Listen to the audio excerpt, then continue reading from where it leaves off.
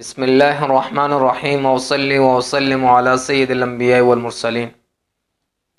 ہم وتر کی نماز میں دعائے قنوت پڑھتے ہیں۔ قنوت کا مطلب ہوتا ہے فرما برداری، کہ اس دعا کے اندر انسان اللہ تعالیٰ سے فرما برداری کا اظہار کرتا ہے۔ آج میں دعائے قنوت کا ترجمہ آپ کے سامنے پیش کرنا چاہوں گا۔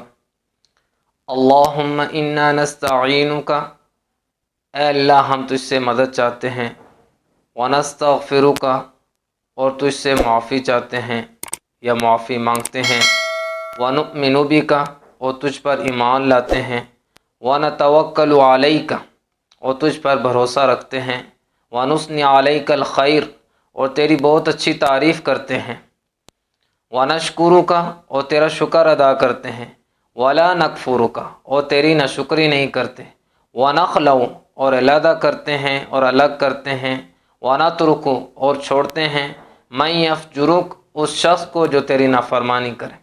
اللہم ایاک نعبد، اے اللہ ہم تیری ہی عبادت کرتے ہیں، وَلَكَ نُصَلِّي وَنَسْجُدُ، اور تیرے لیے ہی نماز پڑھتے ہیں اور سجدہ کرتے ہیں، وَإِلَيْكَ نَسْعَىٰ، اور تیری طرف ہی دوڑتے ہیں، وَإِلَيْكَ نَسْعَىٰ وَنَحْفِدُ، اور تیری عبادت کے لیے جلد تیار ہو جاتے ہیں، تیری خدمت کے لیے جلد تیار ہو جاتے ہیں، یعنی عبادت کے لیے۔